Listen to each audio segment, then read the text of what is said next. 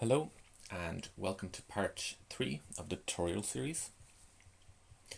In this video we're just going to focus on writing the code for a recording video whenever motion has been sensed.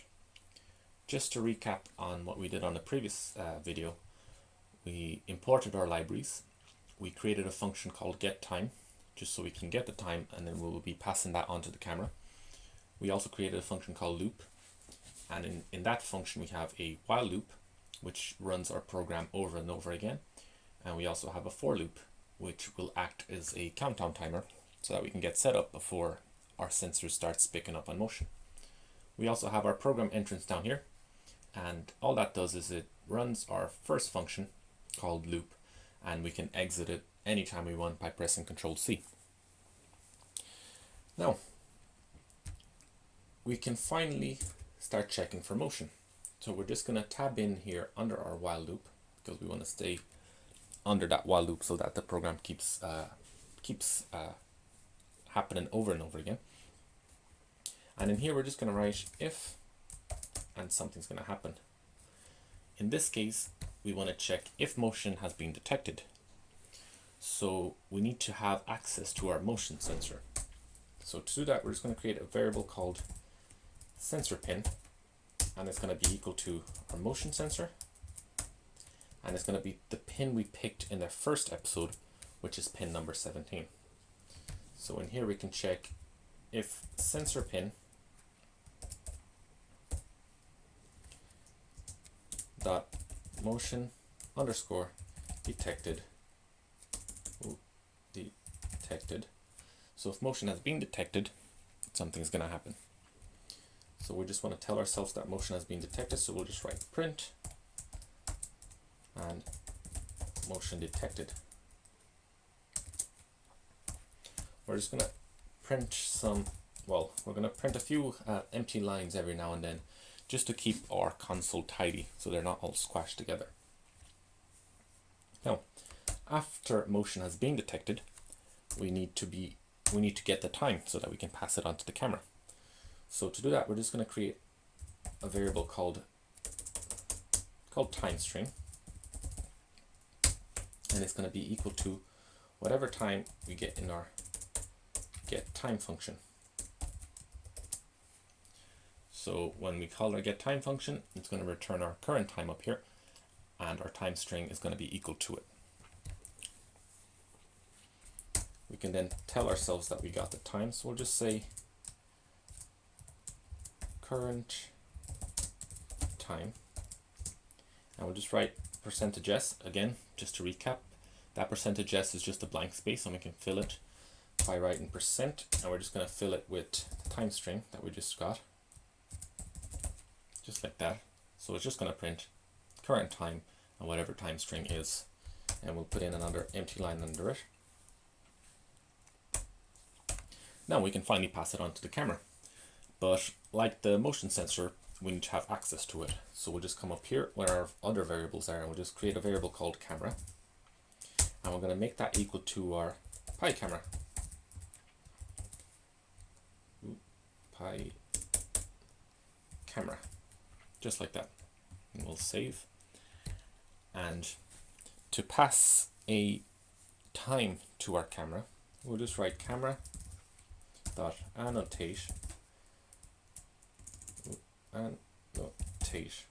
underscore text, and the text that the camera is going to use is our time string,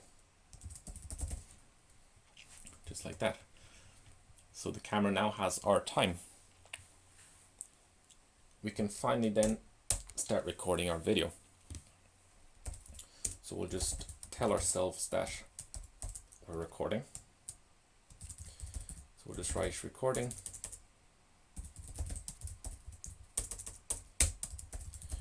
video,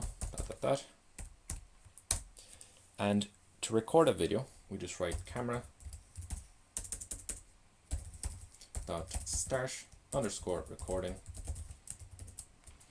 and in here we're just going to pick a location and we're going to give our video a name. So just write the two apostrophes like that, /home /pi, And I'm just going to use the desktop, but you can use whichever folder you prefer. And I'm just going to call it video, and I'm going to give the video the format, which is H.264, and that's basically just the format that the Raspberry Pi camera records in. Now, we have a problem with this, and the problem is when we first start our program and it senses motion, it's going to record a video and save it in this directory with this name.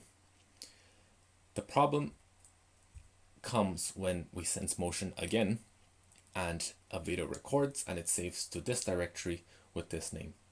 And what that's going to do is it's going to overwrite our previous video, and we don't want that. So to solve that problem, the easiest way is to just add a number right at the end of the video here. That way every video will be a different number, so 1, 2, 3, 4, and so on. So I'm just going to create another variable under our variables here. I'm just going to call it vidnum, and I'm just going to equal it to 1, so we can start at 1.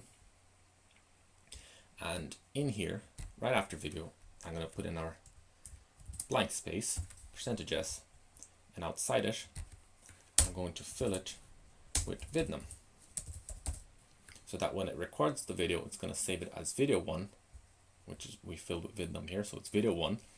And all we have to do to change the name is just increase vidnum by 1 before we start recording the next video, so that every single video has a unique name.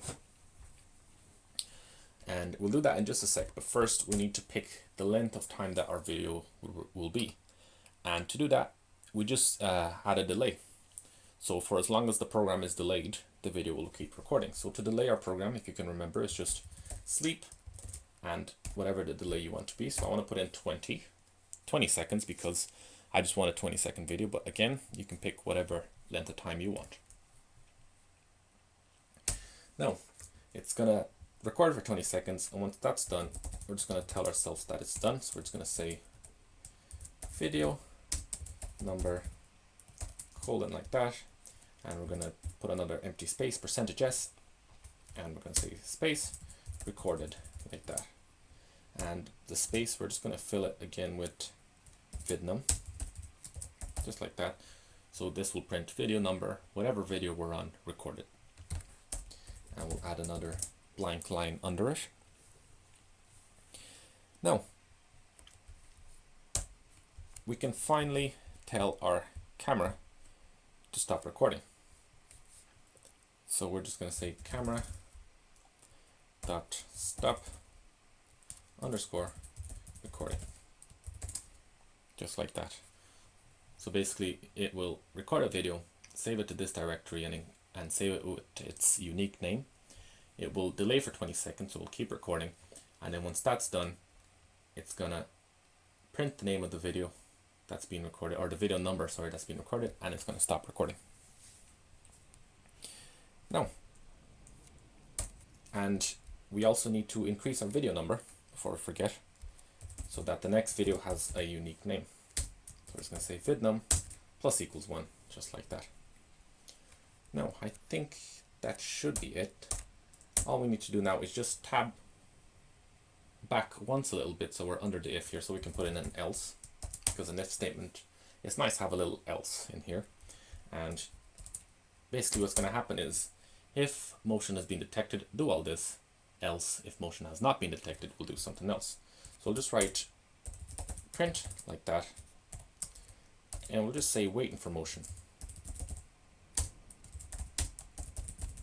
just like that,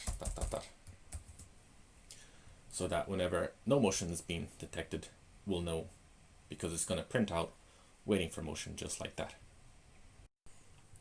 Okay, so because of the way these motion sensor works, they will sense motion and they will keep sensing motion for a period of time.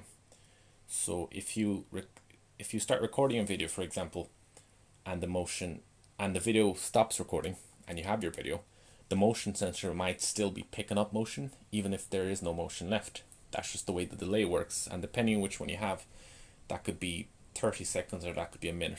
That could be the minimum it might go. So to avoid that, I'm just going to put in a 15-second delay down here. just so it delays about 15 seconds between every motion that's been sensed. And I might just decrease our countdown here just for testing purposes, because you don't want to be waiting 30 seconds every time you just want to test it. So I'll just decrease it to 5, just like that. And I'll decrease here to 5 as well, and I'll save, and I'll run that, and I'll minimize this so you might be able to see the videos being recorded here. So there it is, it's waiting for motion. So I'll just wave my hand in front of the sensor now and see if it picks it up. There it is, and as you can see, it's just recorded a video here. I'll put my fingers in front of the camera just so you can see that it's actually recording. So it's going to record for about 20 seconds, and we should be able to see the delay happening as well, because we'll have to wait a bit now. Okay, so I was able to record 2 videos in that 15-second delay, which isn't bad. That should be all right, but you can change that whichever way suits you best. Depending on, it really depends on what you're trying to capture. So I press Control C, and that ended there. So that's it for this this part of the tutorial. On the next video, we'll try to implement taking pictures, and I'll see you then.